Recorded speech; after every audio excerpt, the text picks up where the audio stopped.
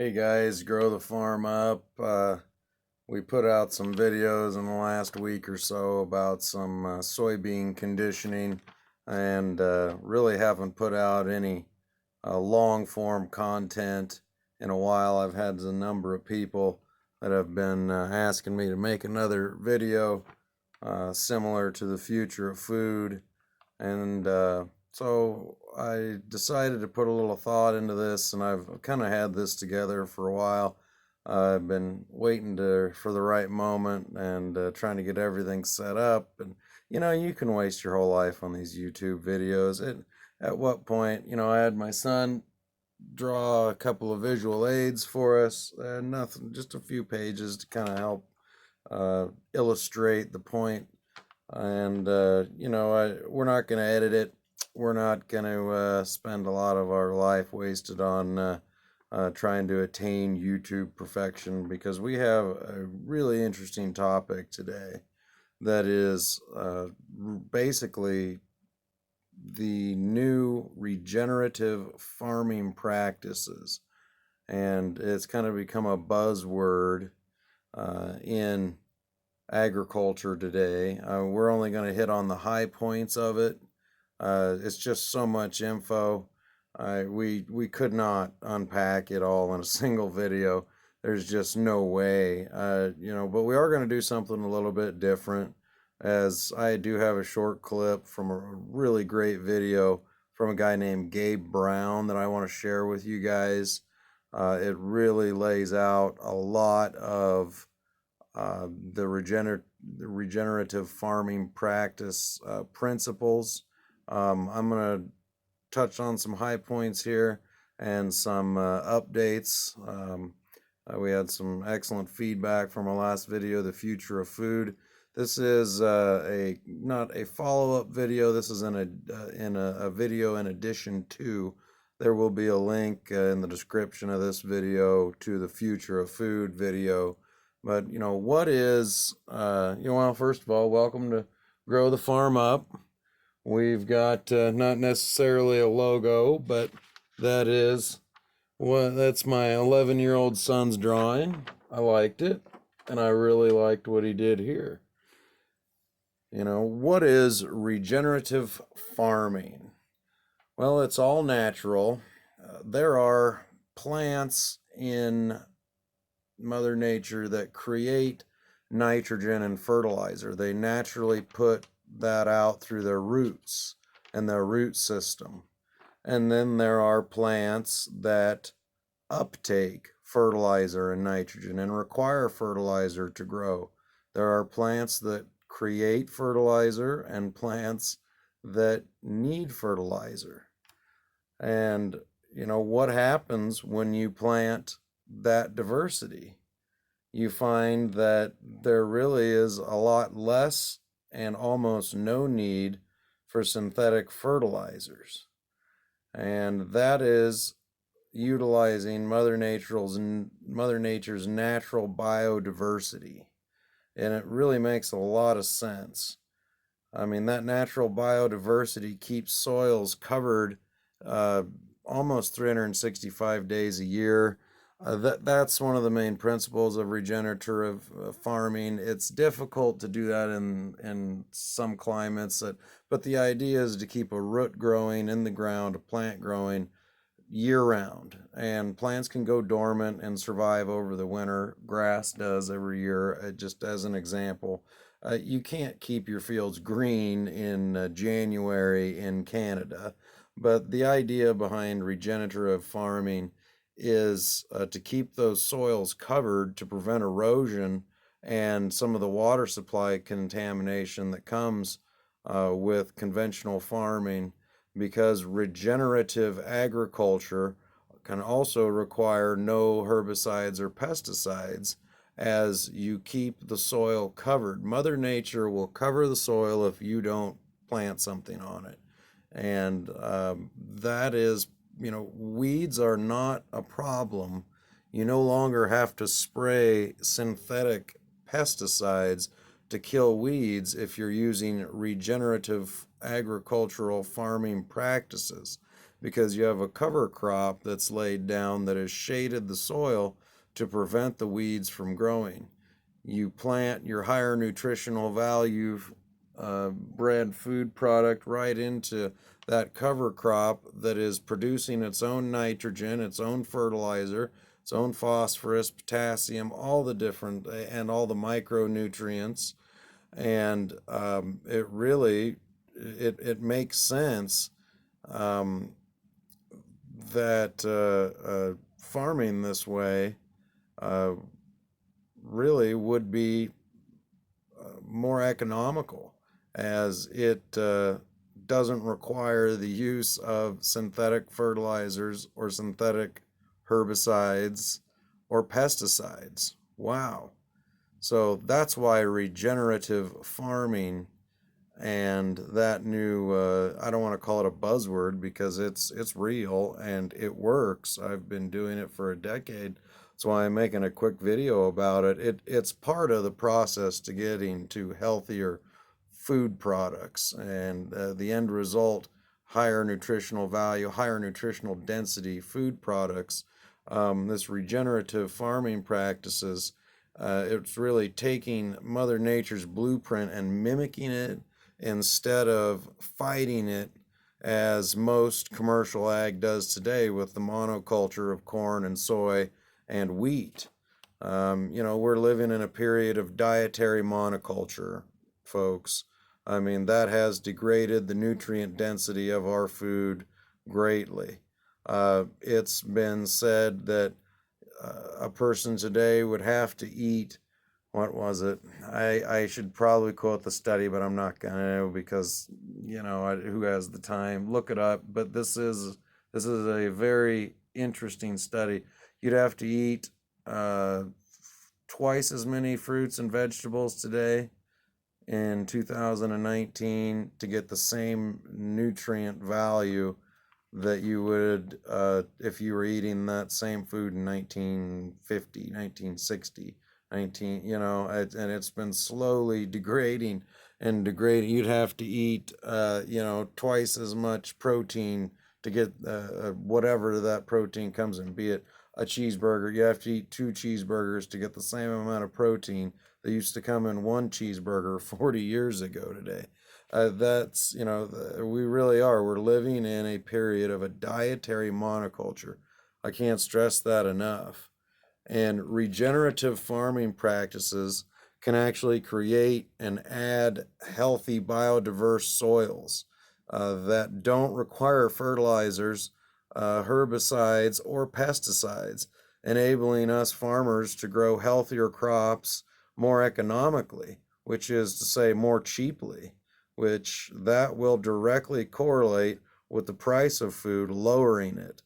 So farmers can stop spraying pesticides and herbicides and things like glyphosate, and they can stop putting on synthetic fertilizers and use Mother Nature's natural biodiversity, and then we can plant higher nutritionally, naturally bred crops, and we can do that for cheaper than our current monoculture of corn and soy and endless pesticide and fungicide and herbicide application. I mean, the big ag monopolies know how to make a buck. I'll give them that. But when we stack the higher nutritional value plant breeding and combine it with regenerative farming practices, one realizes that we're at the genesis of the future of a healthier food supply and a healthier planet by reintroducing the natural biodiversity that really comes naturally in Mother Nature. It's really quite, there's a reason that regenerative farming is being discussed now. And well, we're doing the unedited version here. We're just kicking back, having a good time, trying to relay some information to the good people here at Grow the Farm Up. This is,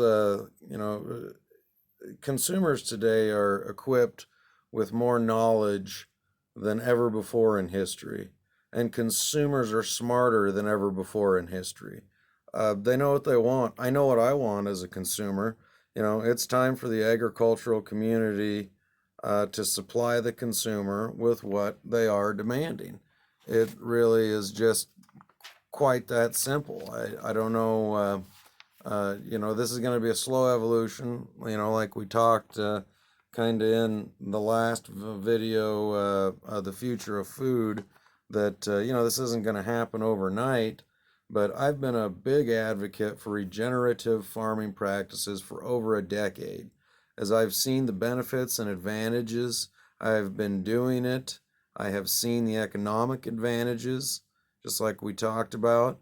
I've seen the advantages growing healthier, more nutrient dense foods without the need to apply synthetic fertilizers. I mean, wow, that's you know unbelievable if you really look at the way most of commercial ag is done today. Regenerative farming practices are really, it's almost full circle coming back around to where we started. And who knew, Mother Nature knew what they were doing all along. Think about a forested area. No one ever applied fertilizers or pesticides or atrazines or any of these things on them, on the forested areas. And the trees are 100 feet tall because the natural ecosystem regenerates itself. Mother Nature will take care if you're careful enough to listen.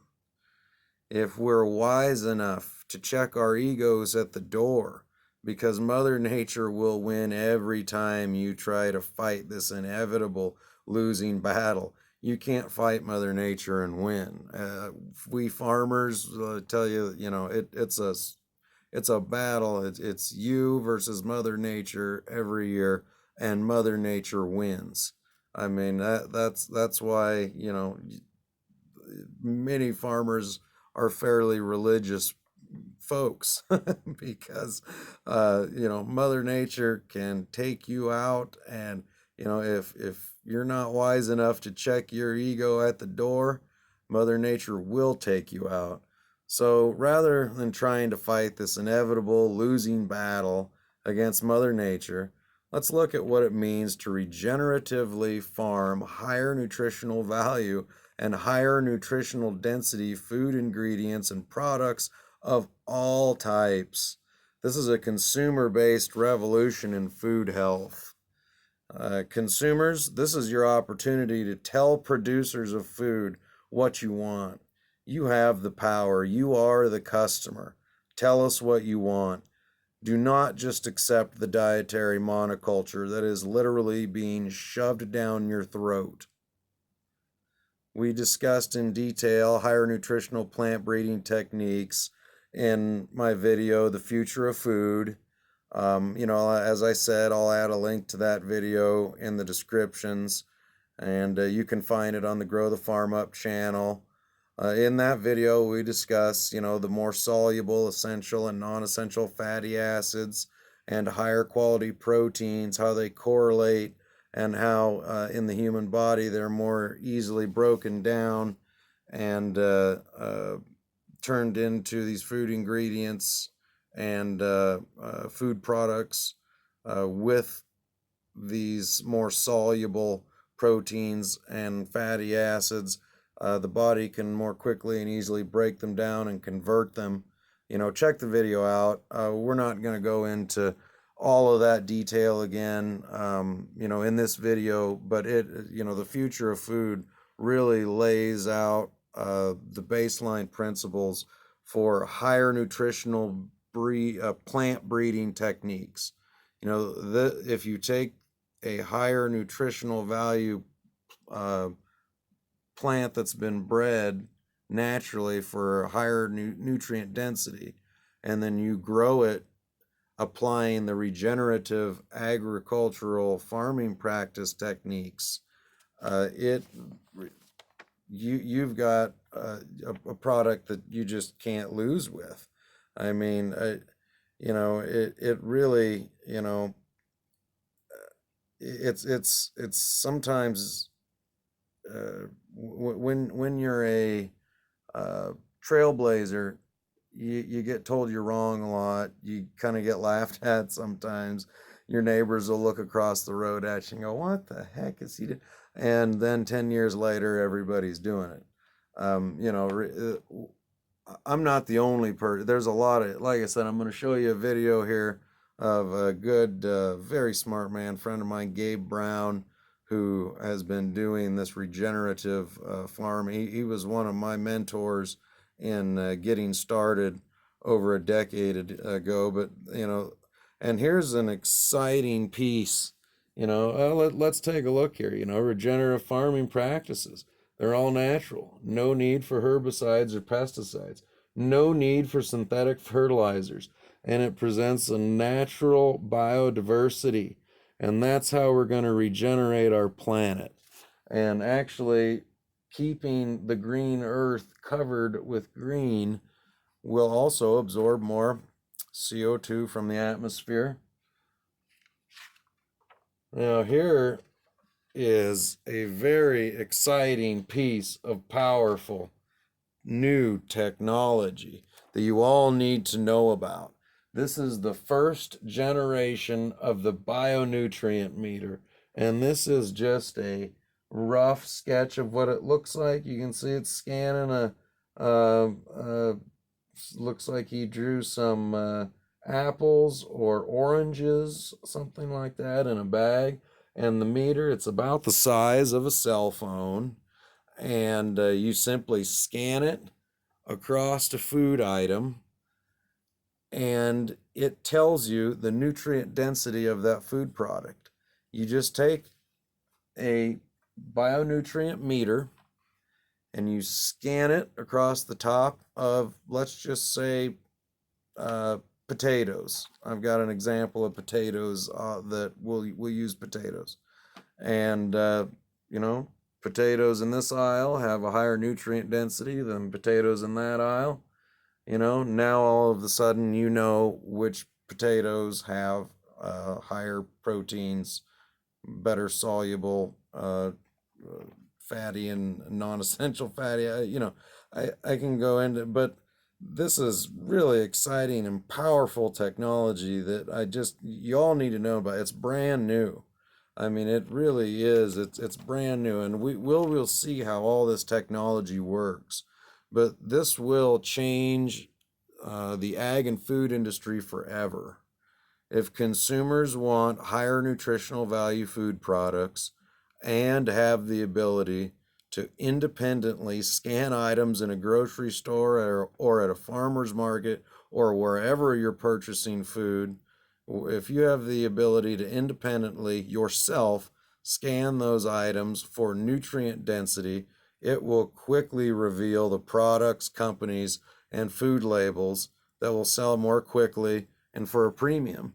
And it will quickly reveal also the lower quality products and weed them out of the marketplace.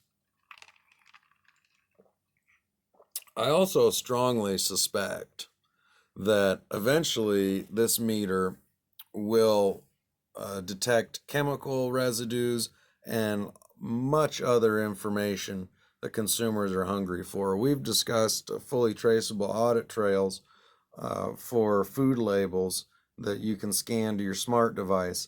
This, again, this is another piece of the puzzle of how to get to the highest nutritional value food that is conceivably attainable in our world today. And that's what we're doing at Grow the Farm Up. That's what we're striving for.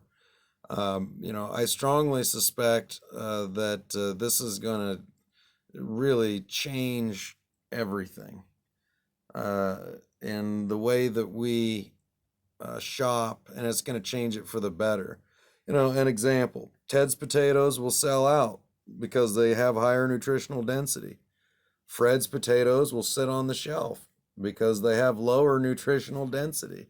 You know, it's gonna get farmers to want to buy the seeds that are bred to have grow plants that have a higher nutritional value and higher nutritional density, more soluble fatty acids, And then also when you apply that with the principles of regenerative farming practices, you get not only self-regenerating soil, which soil health is a huge part of nutrient density and nutrition in your food. You can't just breed seeds and hope that no, it's a whole cycle.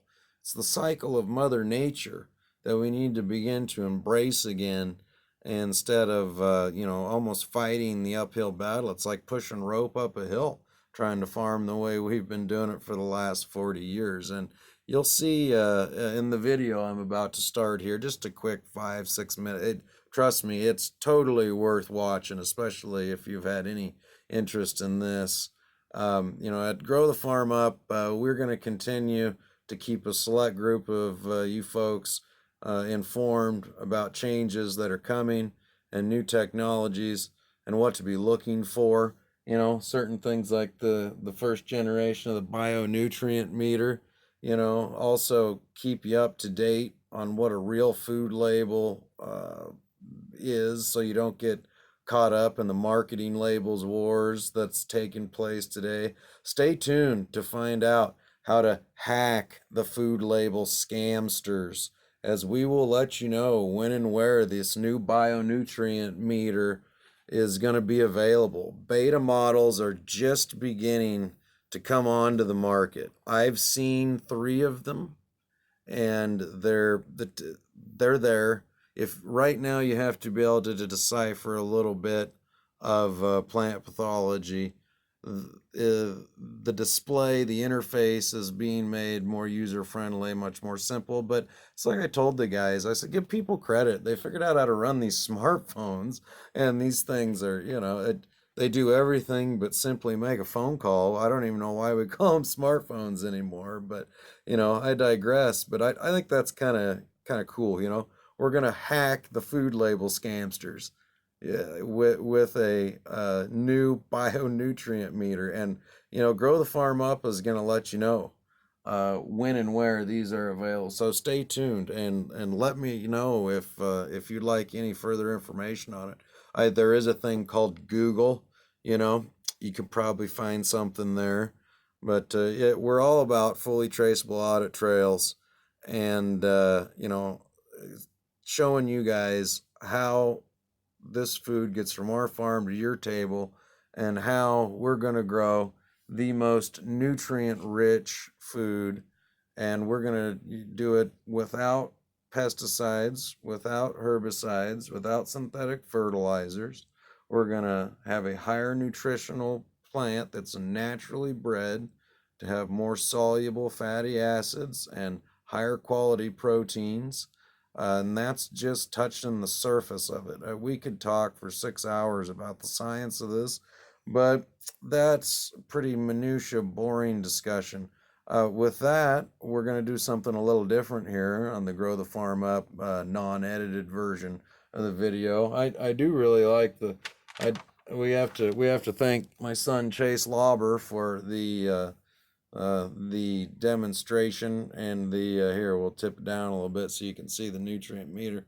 Oh, you couldn't even see it the whole time. Jeez. Like I told you guys, I'm no cameraman. But we're going to do things a little different here. I'm going to show you guys about 5 minutes of a clip, and I'm not trying to steal anybody's information. This is well known. He puts on clinics. This is a fella named Gabe Brown, and he has well, you know what? He speaks for himself. Here we go. We're losing the diversity in our ecosystem. My son, for 5 years, he taught rangeland management at this college. And he brought his students out to that particular paddock of ours. It's what we call a native paddock, although Alan Savory was on our ranch a year ago, and he corrected me, Gabe, there's no such thing as native. How do we know? It's a community of plants. Well, in a 2-hour time frame, my son and his students collected over 140 different species of grasses, forbs, and legumes. That's diversity. Yet, us, in our infinite wisdom, think we should plant a monoculture. Do you not think there was a reason that these ecosystems evolved with that type of diversity? That lack of diversity then leads to a destruction of what? The soil aggregate, the soils. That's the same soil, and I know many of you have seen this photo. It's all over the internet.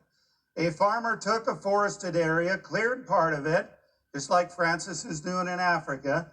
That was 4.3% organic matter. Farmed it monoculture soybeans for 17 years, 1.6% organic matter. Which of those soils is going to have more soil life? Which has more carbon? Which is going to infiltrate